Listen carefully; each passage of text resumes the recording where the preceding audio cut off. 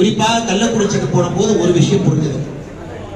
அது கள்ள சாராயம் அருந்தி சாவு நடக்கலை, அது கொலை.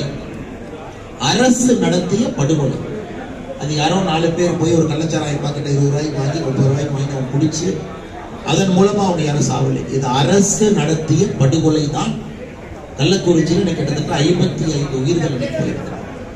எப்படின்னு கேட்க, அந்த 55 உயிர்கள்ல 5 பெண்கள், ஒரு திருநங்கை.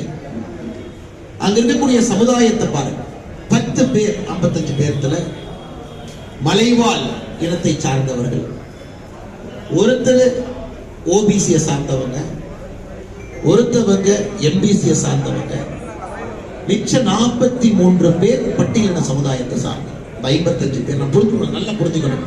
தமிழ்நாட்டில் என்ன நடக்குது அப்படிங்கறத ரொம்ப தெளிவா நாம் புரிஞ்சுக்கணும். எல்லோருமே அன்றாட காட்சி. அன்னைக்கு அவங்க போய் மூட்டை தூக்குனா 300 ரூபாய் பணத்துல தான் அன்னைக்கு நைட் அவங்க வீட்டுல அடுப்பெறி. எல்லோரும் அன்றாட காட்சி.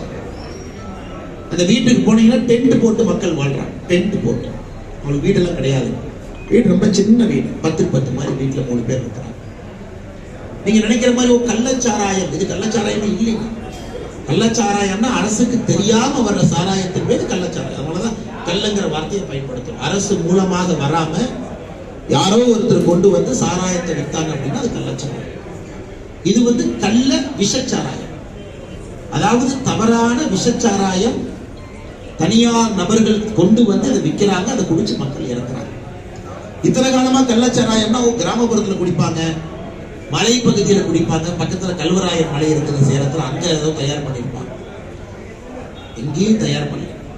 கள்ளக்குறிச்சி மாவட்டத்தினுடைய தலைநகரத்துல அங்க இருக்கக்கூடிய கோர்ட்டில் இருந்து 100 மீட்டர் தூரத்துல, கள்ளக்குறிச்சியினுடைய டவுன் போலீஸ் ஸ்டேஷன்ல இருந்து 150 மீட்டர் தூரத்துல, நடு கள்ளக்குறிச்சியில இது நடந்திருக்கு. நீங்க நல்லா புரிஞ்சுக்கணும். இதெல்லாம் பார்க்கும் பொழுது ஒரு தமிழனுக்கும் தெரிய வேண்டும், இது அரசு நடத்திய படுகொலை. திங்கட்கிழமை காலையில 11 மணிக்கு நம்முடைய கட்சியினுடைய ஒரு குழு சென்று நம்முடைய மேதக ஆளுநரை சந்தித்து நாம் முறையிடப் போகின்றோம். இன்று நடந்திருப்பது இது மாபெரும் ஜனநாயக பிழை, இது ஜனநாயக தவறு. இரண்டாவது, சென்னை உயர் நீதிமன்றத்தின் முன்பு நம்முடைய கருநாகராஜன் அவர்கள் இன்னைக்கு ஒரு ரெட் பெட்டிஷன் ஃபைல் பண்ணியிருக்கிறார். இன்னைக்கு எல்லாம் பார்த்தீங்கன்னா வெக்கேஷன் பெஞ்ச். உடனடியாக நீதிபதி அவர்கள் இதை விசாரித்து நீதிமன்றம் நமக்கு அனுமதி கொடுக்க வேண்டும் என்றால் நிச்சயமாக நாம் நீதிமன்றத்தினுடைய அனுமதியோடு மறுபடியும் போராட்டம் நடத்தத்தான் போகிறோம். நல்லா புரிஞ்சுக்கணும்.